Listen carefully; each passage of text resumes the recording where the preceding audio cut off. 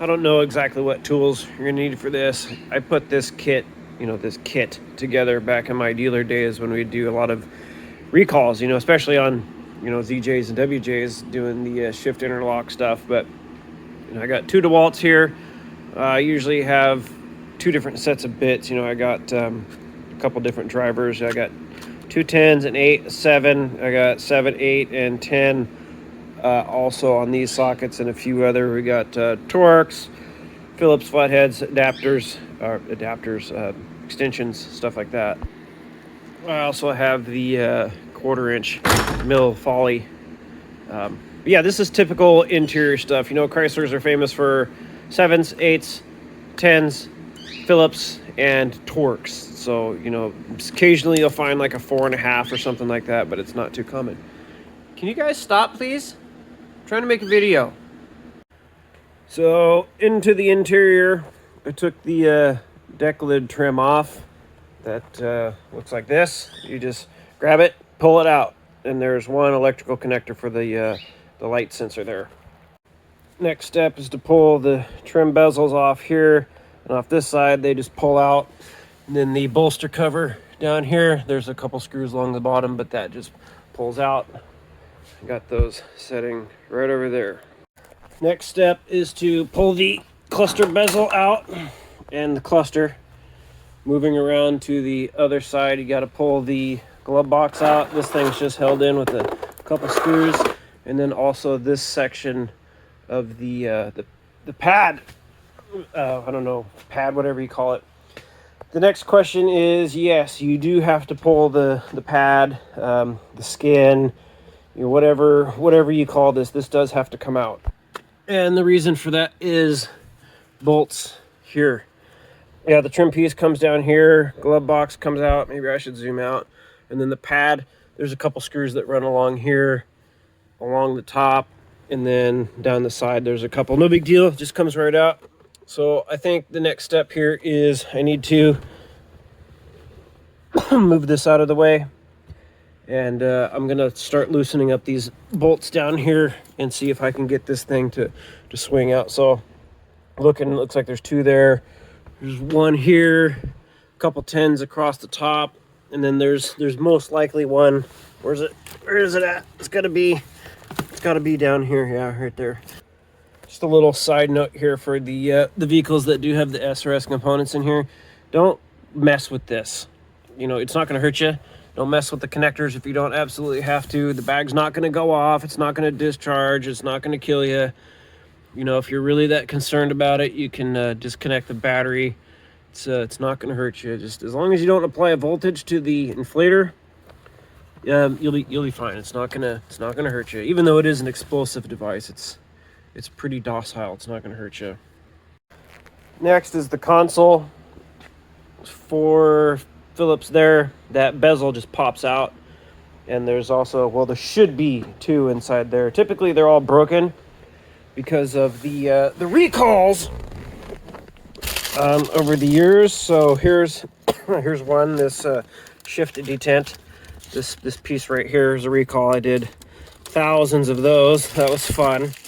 And then some of these had an SRS module recall.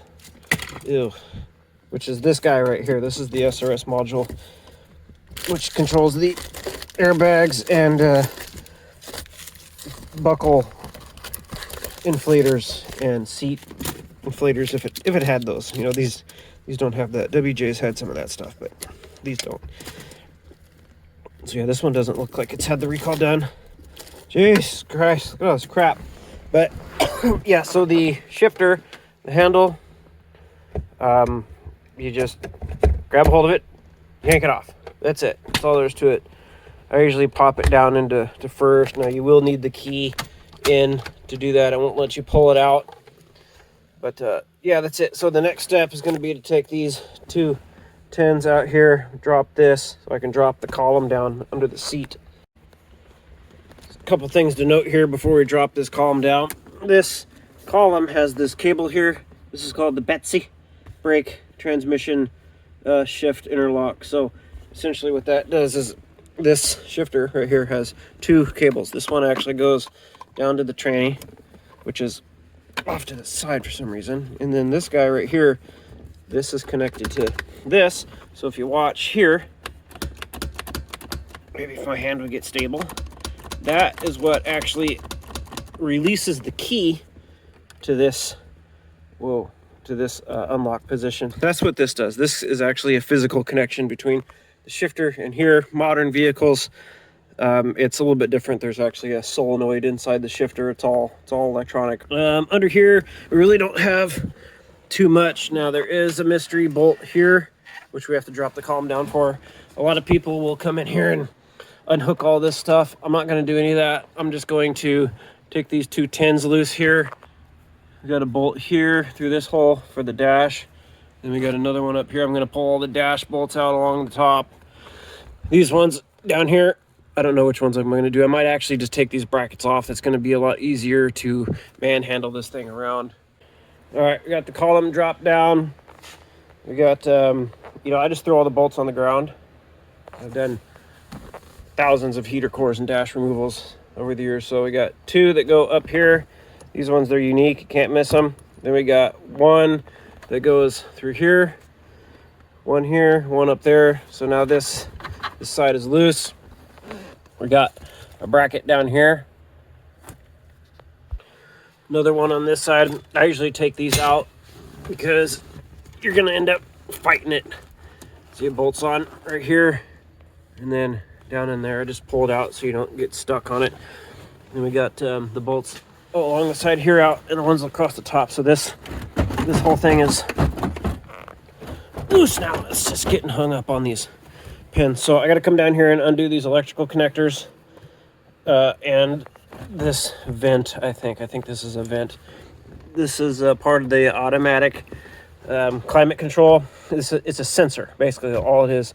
So when you turn on the heater on, whichever way that goes, there's a little bit of a suction that comes through this tube so that there's constant air movement. And each side typically has its own sensor, so that's how it knows what the temperature is, and that's how it actuates heat or cooling left to right. There we go. A couple electrical connectors. All of these are color coded to the fuse box down there. Got a couple HVAC controls, some other random connector. Let's see, what is this? That's the antenna, which looks like it broke maybe. And this is for the blower. So now all I got to do is, there's a couple of tins. I think there's one on that side, one here, and the one's on the firewall, which I didn't do yesterday. And then this whole box comes out. But you can see somebody's been in here before. That's a aftermarket, and the ground strap is disconnected. So get this box pulled out and we'll come back. Mention probably just ratchet strap this thing to the seat. It's just chilling there. There's not a lot of force on it, so it's just just barely chilling on there. It is touching here. I might actually put a piece of cardboard or something there to keep that from scratching up. But radio, any of the center stack stuff doesn't need to come out. It's just none of the electrical connectors on this side were undid. I didn't mess with any of that. Just drop the column, ratchet strap it to the seat. All right, I got the coolant lines unhooked. Just a hose clamp. I just use a pick to kind of pry them loose. You're gonna lose a little bit of coolant, and I got the AC lines unhooked. I'm gonna replace these O-rings too. Now these have a spring type fitting in there. Fords use that too. You're gonna need something like this. This goes on to the line, pushes the ring in so you can pull it out. That's the best way to do it. You can sit there and mess with picks and stuff, but just go buy the tools, man. Just spend the $15 on Amazon or whatever and get these. This little kit here has a bunch of different sizes and types, but totally worth the $22.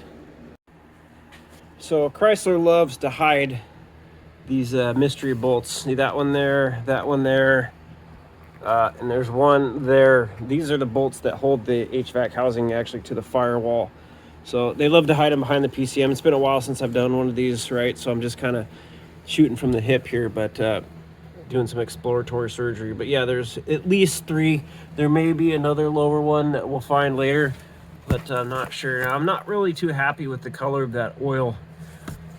That typically indicates that there's moisture in it. See how that top oil there is a little bit more greener? Well, that means that there's dye in it, obviously, but that brown, I'm not really too happy with that. Well, that's it. There's 4. I found another one I'll show you, but there's one here, that one, and then there's 4 that go this way. So there's this one, that one, this one here. It's holding the harness. It's sort of hidden. That one got me there for a second, and then that one back there, no biggie. And then your box just pulls right out. The box actually has to be flipped upside down to be taken apart, because in their infinite wisdom, they put the screws on the bottom. So installation is the reverse. Just make sure you get all your electrical connectors put in, and yeah, good times. Okay, so here's the core Vista Pro, you know, aftermarket. These things have these stupid crimp fittings on them. You can see we got some coolant leaking out of there, and who knows what that is. It's stained. Either way, we got it apart. We're gonna replace it. Not sure why I have 2 here, but anywho, here's the evaporator, all of its glory. The problem here with these is the poo-poo.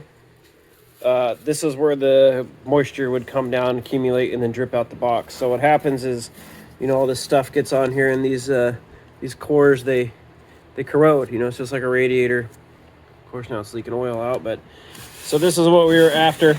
We're gonna replace both of them anyway, because we're in here.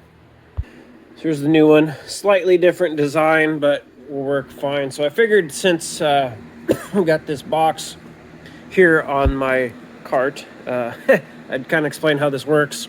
Air comes in here or through here. This is the fresh air inlet, and this is the recirc door. And on the bottom here, there's a motor that moves that. So air comes in here through the blower motor, and then the first thing it does is it goes through the condenser. Now, this is how your defrost works as well as it does. You know, you get all those people like, I removed my AC because it gives me 1/10 of 1/2 of a third of a horsepower. So the air goes through the evaporator first. It removes all the moisture, just like an AC unit in your house. So it goes through the evaporator. Whether or not the AC is actually on or not doesn't really matter. If it's in defrost, the AC is on. If it's in heat, the AC sometimes is also on. You know, there's a lot of different build configurations and, you know, stuff. So there's this door here, right? I don't have enough fingers, I don't think. So this is the mix door, and of course it just came loose. That's awesome.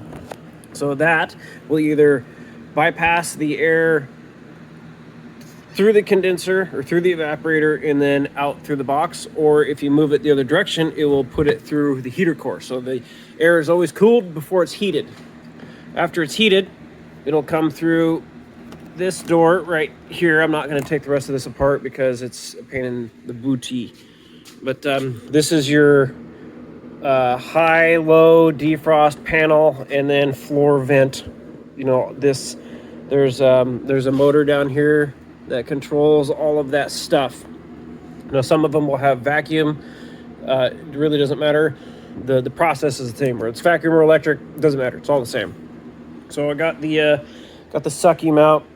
I'm gonna clean out this box before I put it all back together. And these doors can kind of be a pain in the booty to get lined up. There is a capture hole on this side, but the problem is the box is upside down, if that makes sense. But anyway, we'll get this put back together and go from there.